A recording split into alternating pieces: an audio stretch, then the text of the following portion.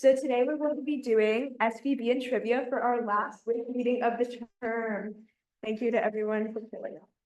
Yeah, so the agenda for today is our daily news briefing. Then Sophia is going to present the Silicon Valley bank crisis, and we're going to end off with a fun little session of trivia.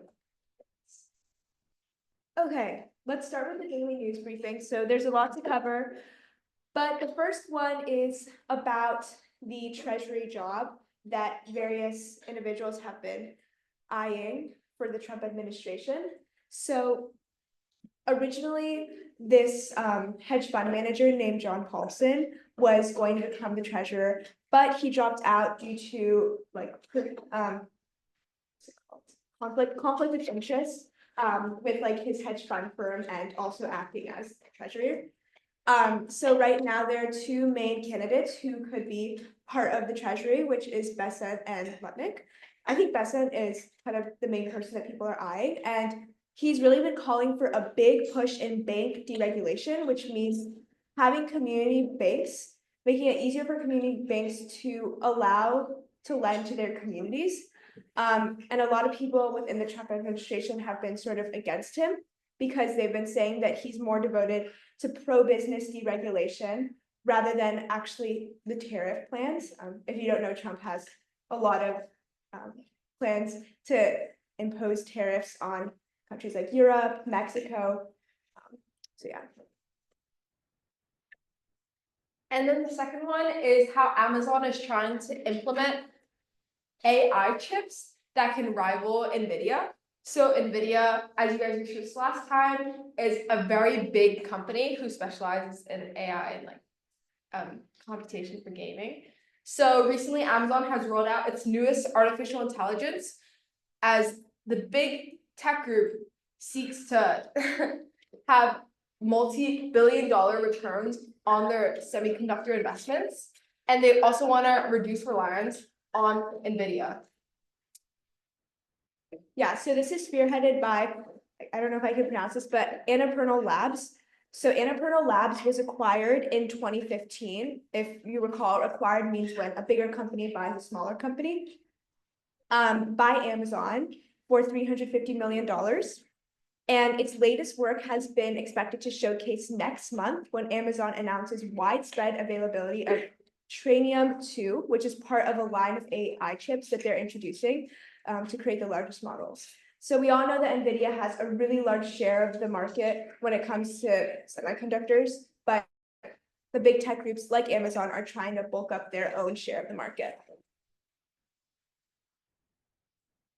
And the last one is how 23andMe warns that there is substantial doubt over its survival without funding. So as you guys know, 23andMe was a big company where you could see your ancestry and they would send you a test with different origins of your DNA.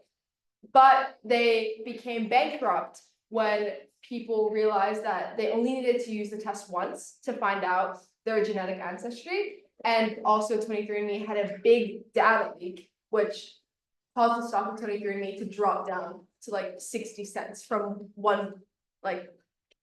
very high at one point. So now, because they don't have funding, the company has announced that there is substantial doubt over their survival in the future unless it raises new funds. So now we're going to do a presentation by Sophia on the Silicon Valley bank crisis. So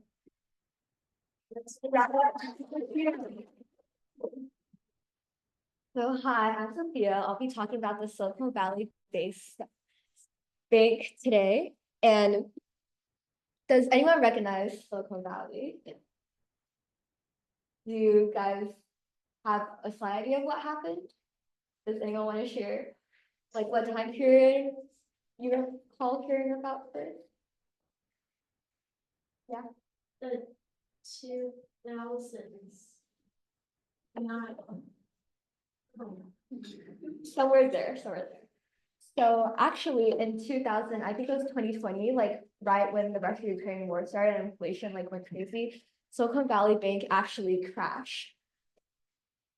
And here is some Silicon Valley basics. So SVB is a bank located in Santa Clara, California, that primarily provides commercial banking services to startups in tech and healthcare in Silicon Valley and throughout the US. SVB provided financing for about half of all US venture-backed technology and healthcare companies. So it's a really, really big bank. And now we're gonna play a really short video just talking about how it crashed, basically. And I'll explain what the video says after. So now we're gonna get into detail about SVB. So at first, the SVB seemed really smart, right? SVB invested in all the tech companies and startups like SVB. So you can see that SVB was keeping in line with the trends and making good decisions. So how SVB did this was that they connected with venture capital firms and investors. They connected them with startups. So startups were happy, venture capitalists were happy. And then after startups got funding from venture capital firms, startups deposited all of those funds in SVB. So SVB was able to have a huge stockpile of money to invest in things like bonds to become rich. And here is a chart showing the percentage of deposits. As you can see, 30% of it is early stage technology, and this technology takes up this huge chunk. So half of this is all technology.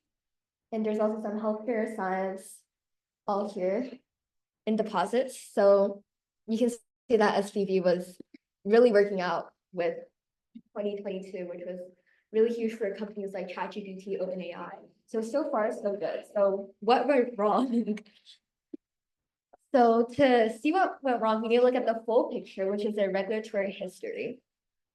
And this is where the Dodd-Frank Act comes through. So because of the 2008 recession, Obama signed the Dodd-Frank Act to like stop banks from just selling mortgages, giving out mortgages to everybody. Because what happened in the 2008 recession is that they didn't really do background checks and gave them out to really risky people who couldn't necessarily pay back the money that they were giving out.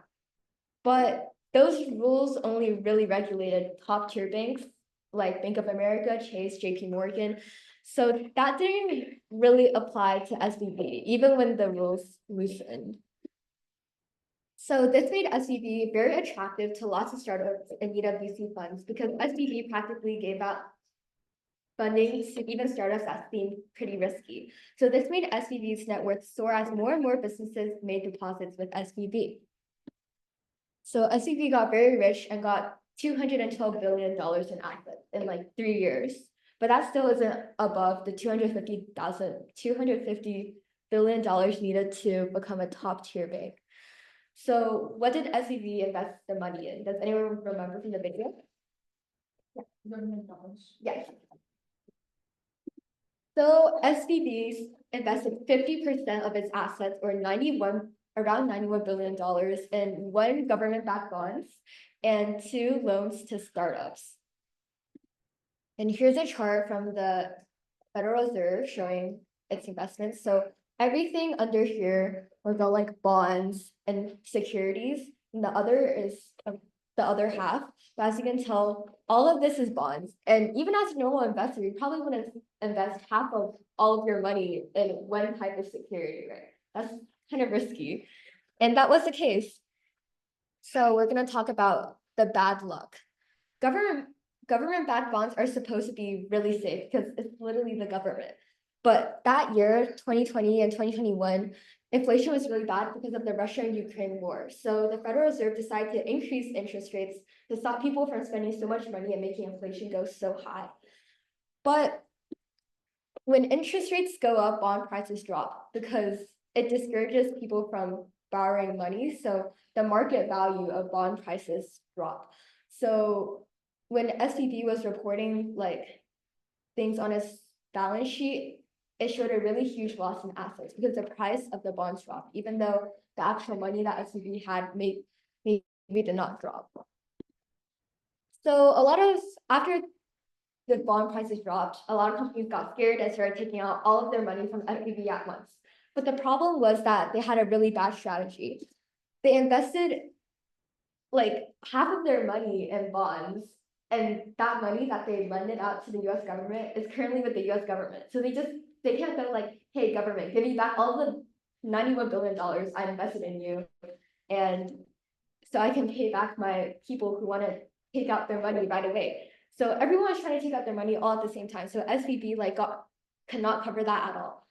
So if SVB didn't only invest in bonds and instead diversified its portfolio, the 21 billion loss could have been mitigated.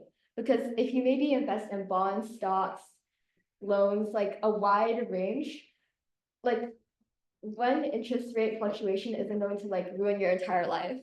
And SVB, after investing half of their assets, was not conservative and did not account for leaving enough money to survive a bank run.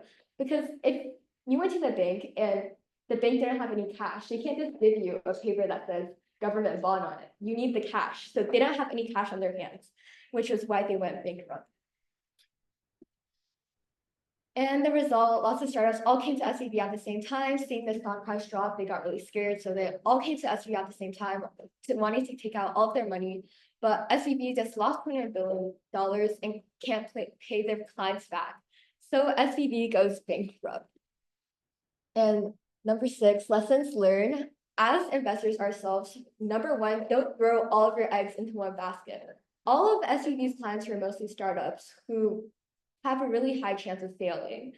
And 2, SVB also invested really heavily in bonds. So first, the startup could have failed, so SVB could have lost a lot of money just from startups failing and needing to take all of their deposits right away.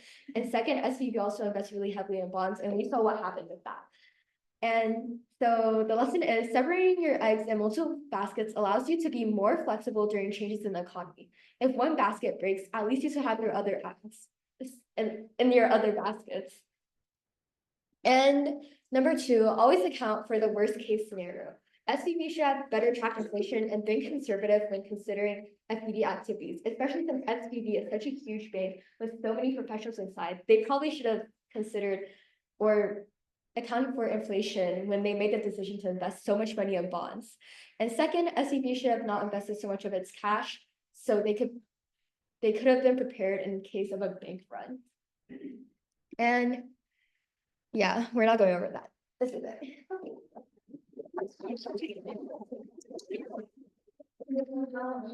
Banks like created regulations like keep this from happening again, like Yeah. like the process for like how long it takes for you to take your money out of the bank.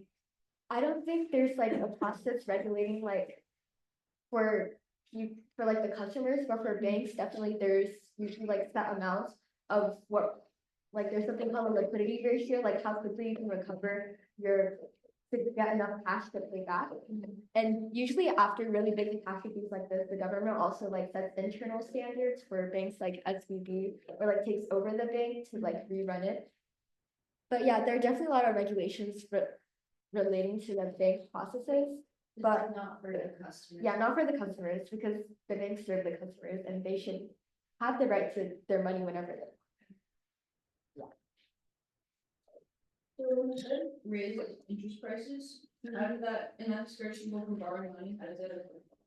So you're asking why like interest rate goes up? Well, bonds go down? yeah, basically. Oh yeah, so when interest rate goes up, like let's say you wanted to go to the bank to get a loan, but since the interest rate is higher, you don't want to get a loan. Yeah. And that's the same for bonds, because bonds are kind of like loans, right? If someone was selling bonds to you, the interest rate for the bond would also be higher as well. That makes bonds less attractive and this lowers their price in general, kind of with supply and demand. So when you buy a bond, are you like giving your money to, like, you're giving your money to the government, you're not Oh. taking money? Oh, sorry. When you're the person like receiving the bond, like if you were the government who really wanted money and then you signed a bond with the company that was selling the bond to you, then a company that was buying the bond to you, like they would give you the money. But then you would have to pay it back at a higher amount because of the really high interest.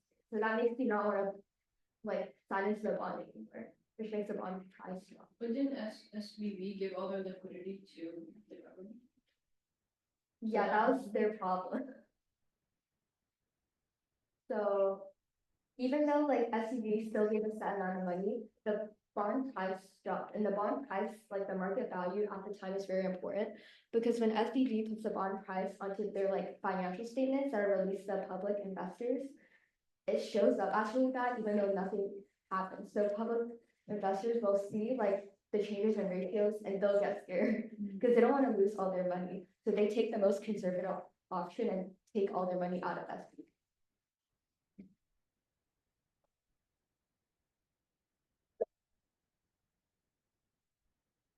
Good job, Sophia. So we'll send out some supplementary materials to go with Sophia's presentation if you want to learn more. Or of course, you can go up to Sophia and ask her any more questions that you have. But I hope that that was a really interesting presentation, and I especially like the dog break act of intersection because that directly related to what we talked about last meeting about the 2008 crash. So it was awesome.